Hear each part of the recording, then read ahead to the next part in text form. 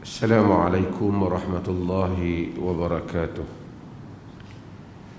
Alhamdulillah, wassalatu wassalamu ala rasulillah wa ba'd. Hadirin dan hadirat yang dirahmati Allah, kali ini tafsir kita berhubung dengan surah Qaf ayat 31 sehingga 35. Allah Subhanahu wa ta'ala menceritakan, setelah Allah menceritakan tentang apa yang akan dialami oleh orang-orang yang menderhakai Allah di dalam neraka, Allah Subhanahu wa ta'ala menceritakan tentang syurga. Dan kita mendapati demikianlah pendekatan Al-Quran.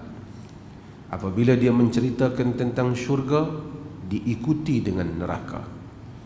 Apabila diceritakan tentang neraka, diikuti dengan syurga, supaya manusia itu mempunyai imbangan di dalam hidupnya, bahwasanya kebaikan mempunyai harapannya dan keburukan akan menemui pembalasannya. Hidup bukan kekecewaan, tetapi hidup juga bukan pelanggaran dan kemelampauan. Di dalam dalam ayat-ayat ini, daripada ayat 31 hingga ayat 35, Allah menceritakan tentang syurga. Seperti mana begitu banyak ayat-ayat Al-Quran yang menceritakan tentang syurga.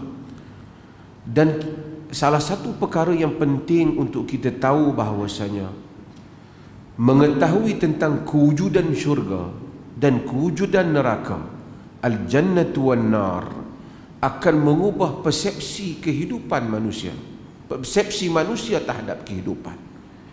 Jika tidak, hidup penuh dengan kekecewaan. Orang-orang yang hidup atas dunia ini, bukan semua nikmat dunia dia akan perolehi. Bahkan banyak nikmat yang kita ingini, kita tidak mendapatnya. Ada perkara yang begitu kita ingini, kita tidak memperolehinya. Hatta kalau dia kaya, dia mempunyai kuasa yang sangat besar, bukan semua perkara yang dia dapat nikmati.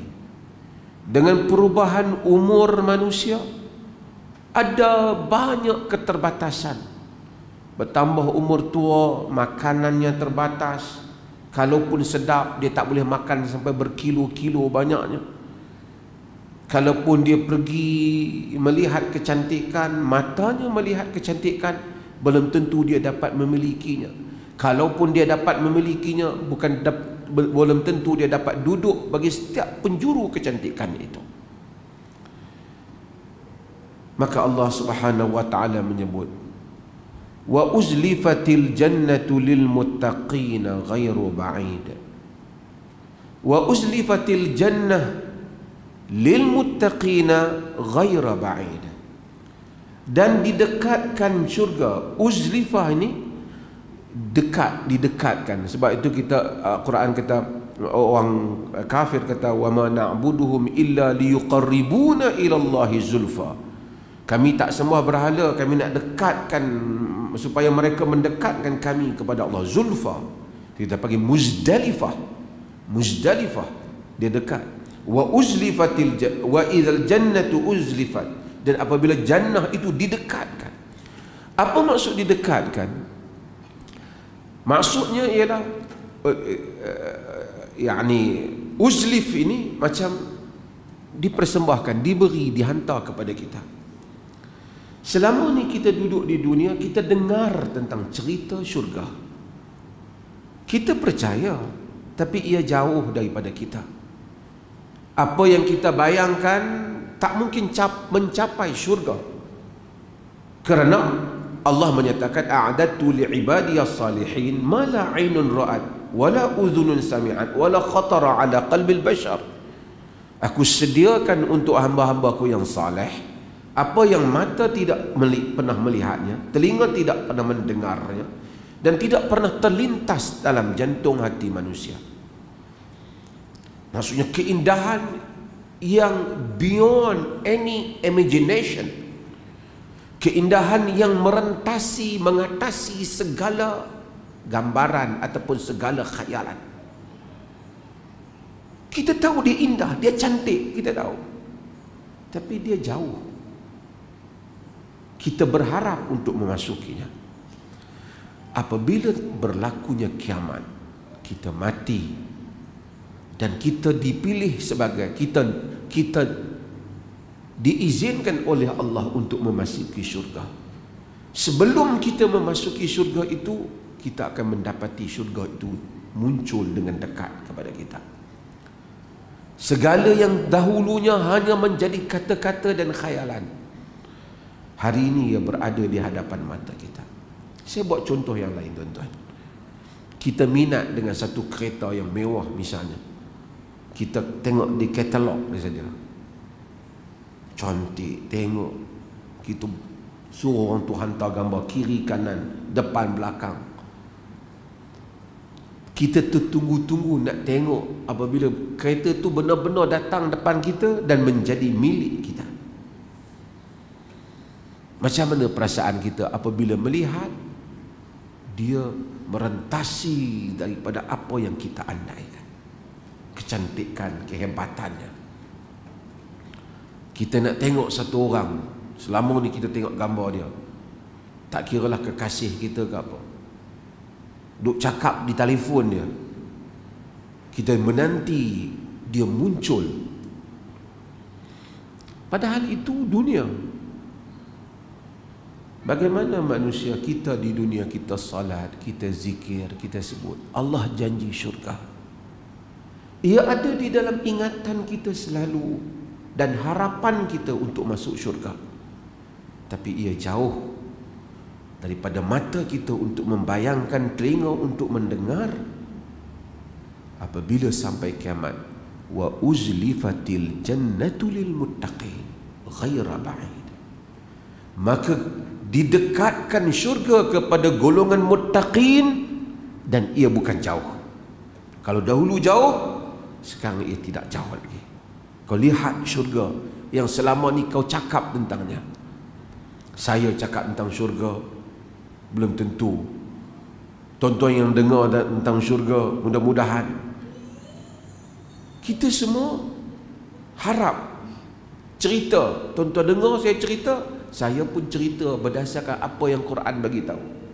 Mata nak bayang, macam mata tuan-tuan tak mampu bayangkan, demikian mata saya tak mampu bayangkan keindahannya.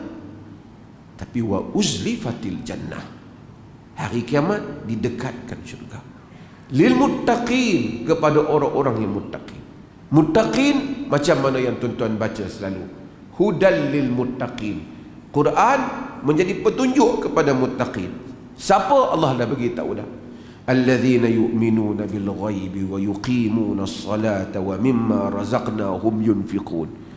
Mereka yang beriman dengan yang ghaib, yang mendirikan salat dan apa yang kami berikan kepadanya mereka belanjakan.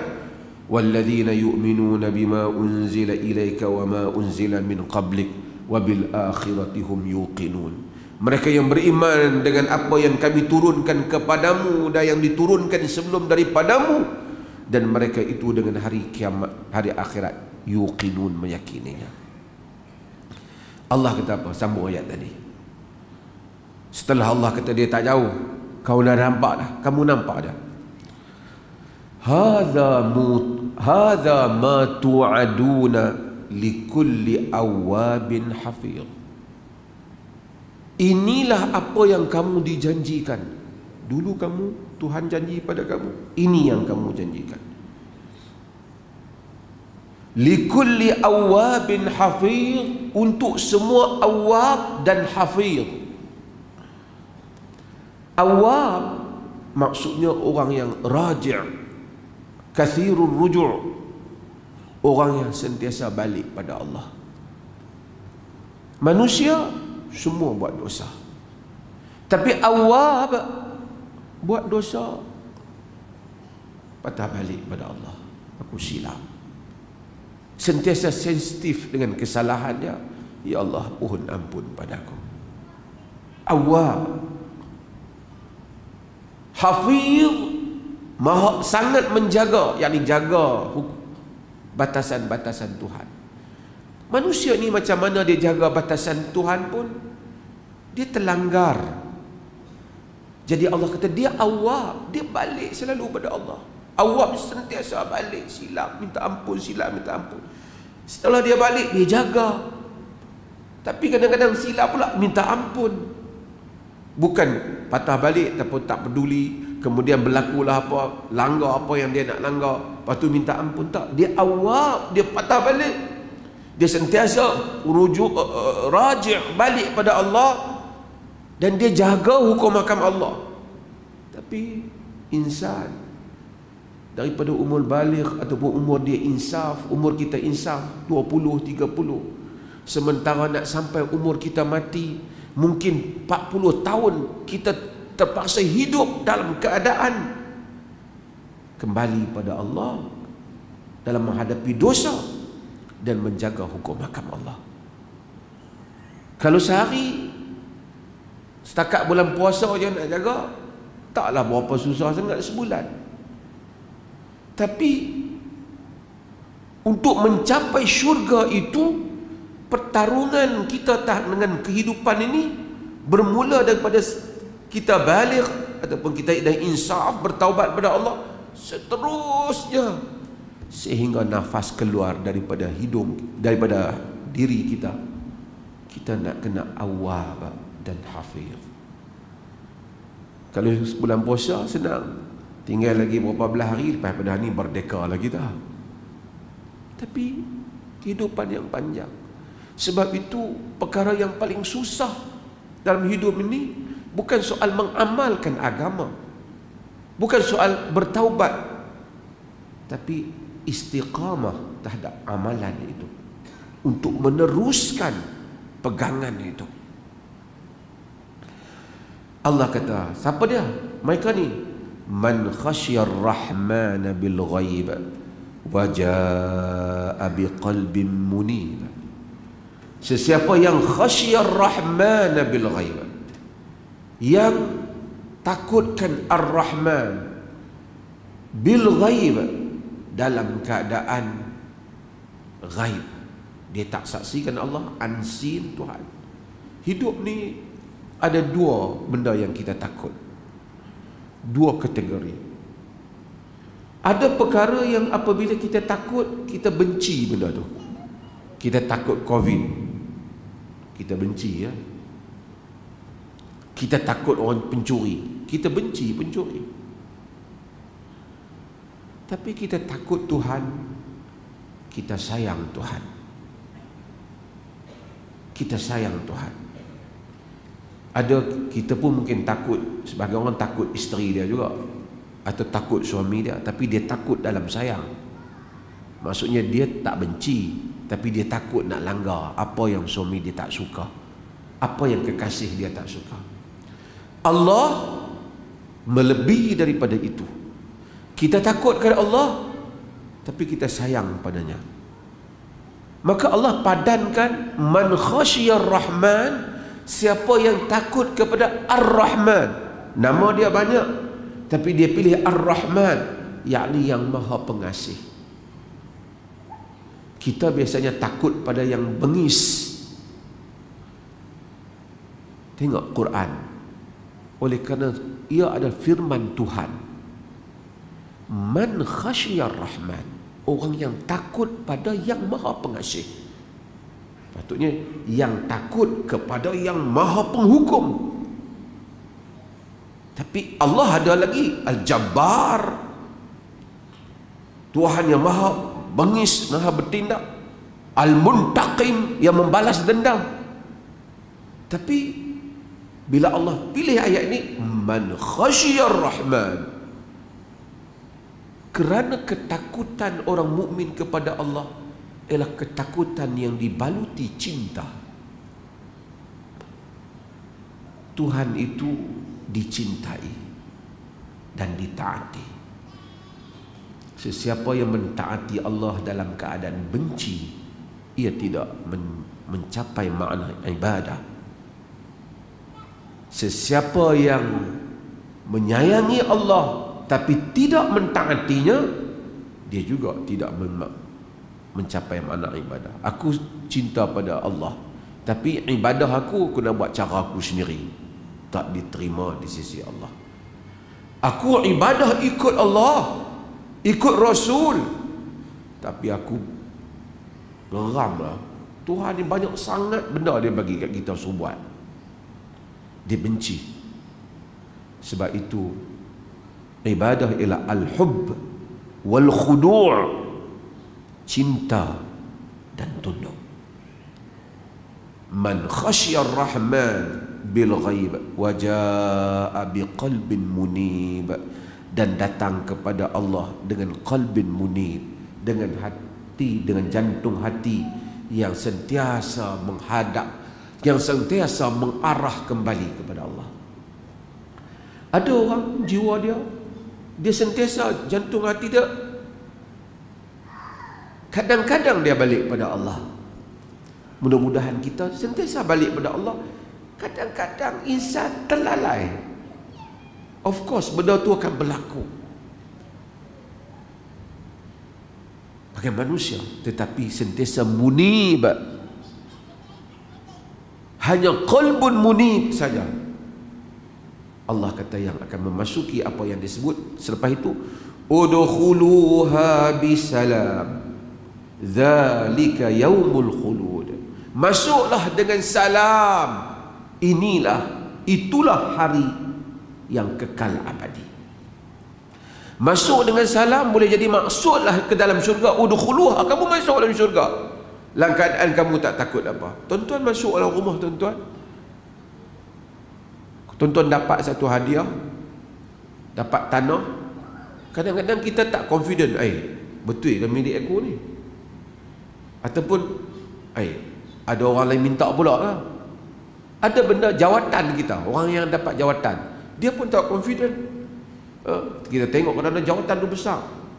Ini Perdana Menteri Pakistan, jawatan besar, tapi orang lain pergi patai pula. Kita tengok dalam negara kita, Perdana Menteri berapa kali tukar. Semua tu ada benda belaka. Hatta rumah kita masuk, aku ni berapa hari nak boleh duduk dalam rumah ni. Hatta kalaupun kita muda, keluar pada rumah kita, belum tentu patah balik masuk balik rumah kita. Allah kata tentang udkhuluha bisalam, kamu masuk dengan sejahtera, confirm milik kamu hak kamu tak usah takut apa, kamu punya syurga tu. Sebahagian mufassir kata udkhuluha bisalam dengan maksud kamu masuk dalam keadaan kamu bagi salam kepada ahlinya, macam mana kamu di dunia. Zalika yaumul khulud, yang demikian itu hari al-khulud, yang kekal. Tuan-tuan hadirin yang dirahmati Allah, tuan-tuan sebahagian umur berapa, pencen, ada yang buat rumah pencen, berapa hari kita nak ada rumah kita, makan yang sedap pokok. Kadang-kadang kita masuk rumah baru 2 tahun bocor, kadang-kadang tak dan setahun bocor rumah kita. Beli kereta, masa hari pertama kita beli, syok, kadang-kadang kemudian aksiden. Apa saja yang kita miliki di dunia tak kekal. Isteri yang kita miliki hari pertama kahwin cantik, lepas tu kita pun duk kuih tua, dia pun tua. Makan yang sedap, orang tengok tuan-tuan, Ramadan tuan-tuan tengok, beli makan sedap, kena 3 suap 4 suap, segala kesedapan, bayangan, kehendak, nafsu kepada makan berakhir. Tak boleh ada, aku cukup dah. Boleh letak 10 hidangan depan, rasa yang ni satu, ni yang satu. Dunia yang penuh dengan limitation, syurga yang kekal abadi. Kemudian Allah kata lahum ma yasha'una fiha waladaina mazid. Bagi mereka itu apa sahaja yang mereka kendaki padanya. Apa saja yang manusia kendaki dalam dunia ni, dia dapat dalam syurga. Apa saja yang manusia mungkin tuan-tuan bayangkan kehendak tuan-tuan dalam dunia ni, Allah kata lahum ma yasha'una fiha. Bagi mereka apa saja yang mereka mahu. Waladaina mazid, di sisi kami tambahan lebih daripada apa yang mereka nak. Ini ahli syurga. Tuan-tuan, dalam dunia ni macam saya sebut tadi, apa kehendak kita? Kita boleh tengok dunia internet, buka handphone, kita tengok rumah orang punya hebat, hotel satu malam 300-400 ribu pun ada. Kita tengok gambar boleh aku. Tengok orang handsome ke, tengok wanita cantik ke, tengok gambar boleh lah. Tengok tempat mahal, kita kata hebat, mereka ni duit ambil mana. Tengok makanan yang sedap, mahal. Allah kata dalam syurga, lahum ma yasha'una fiha. Bagi mereka itu apa saja yang mereka nak. Ma tashtahi anfusuhum, apa saja yang nafsu mereka nak. Bukan saja apa yang kita nak, kerana kehendak kita ini juga ada limitation dia. Pasal kita nak setakat yang kita, katalah kita nak satu benda tu, wanita ke, lelaki ke, harta ke, setakat yang kita pernah bayangkan. Kita kata kita nak banyak tu. Allah kata waladaina mazid, kami tambah lebih lagi. Hang punya limit kehendak tu tak cukup lagi tu, ada lagi yang lebih atas pada tu.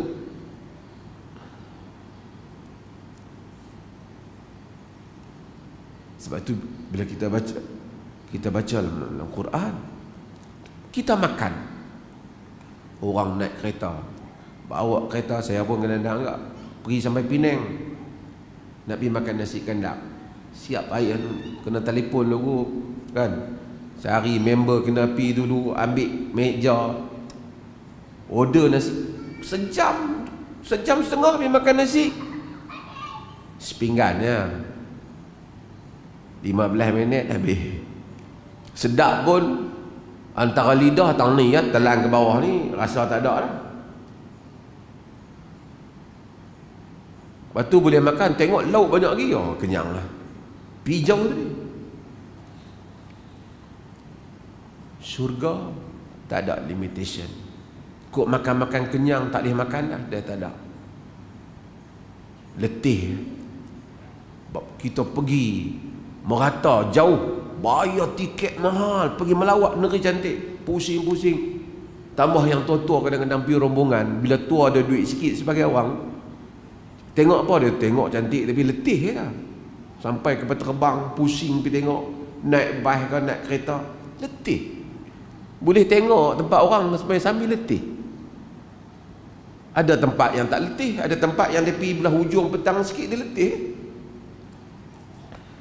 Dalam syurga Allah kata la yamassuhum fiha nasabun wa ma hum bimukhrajin. Dalam syurga mereka tak ada letih, tak ada pula dikeluarkan. Segala kecantikan syurga, wanita syurga, lelaki syurga, makanan syurga, nikmat syurga, dia nikmati saja, tak ada pun dia letih. Hatta suami isteri, orang lelaki dan wanita, macam mana cantik isterinya pun, hebat suaminya pun, hubungan seks antara mereka ada limit dia. Syurga tidak ada. Syurga tidak ada. Inilah tawaran Allah. Sebab tu Allah kata wa basyiril ladzina amanu wa amilus salihat anna lahum jannatin tajri min tahtihal anhar. Bagi khabar gembira kepada orang yang beriman dan beramal saleh, sesungguhnya bagi mereka syurga yang mengalir di bawahnya sungai-sungai. Kullama ruziqu minha min samaratin rizqan qalu hadha alladhi ruziqna min qabl wa utubihi mutasyabihan. Setiap kali diberikan kepada mereka rezeki, mereka kata, ni yang macam dulu. Contoh, ahli syurga, dia ni kaki durian, contohlah. Dalam dunia ni suka makan durian, kau suka makan harum manis kan? Ingatan dia masih ada, dia masuk dalam syurga. Apa yang kau nak, wahai hamba-Ku? Ya Allah, aku nak durian. Contohlah, Allah bagi durian. Wa utubihi mutasyabiha, diberi kepadanya apa yang sama dengan durian di dunia. Sama saja, nampak saja sama, rasanya tak sama, kerana ingatan dia, kerana permohonan dia. Dia minta benda yang diingat. Dia ingat durian, Allah bagi. Tentu durian syurga tak sama macam durian dunia. Tentu harum manis syurga tak sama macam dunia. Tentu wanita syurga tak sama macam wanita dunia. Dari segi kenikmatan, kehebatan, kelazatan. Lahum fiha azwajun mutahharah wa hum fiha khalidun. Bagi mereka isteri-isteri yang suci bersih, dan mereka di dalamnya kekal. Panjang lagi tuan-tuan. Nak simpulnya apa untuk diri saya dan tuan-tuan? Dunia ini letih. Apapun kita miliki terhad. Syurga ialah satu harapan untuk kita hidup berjuang di dunia ini. Apapun bencana dan kesusahan yang kita hadapi dalam dunia ini, kesemuanya enteng jika penyudahnya adalah syurga. Apapun gelaran, nama dan pemberian yang kita ada dalam dunia ini, semuanya tidak bermakna jika kita tidak memasuki syurga, dan penghujungnya adalah neraka. Mudah-mudahan Allah jadikan kita di kalangan awwab yang balik padanya, yang jaga hukum hakamnya, yang sentiasa bertaubat kepadanya, dan dimasukkan kita dalam syurga. Wassallallahu ala nabiyyina Muhammad walhamdulillahi rabbil alamin.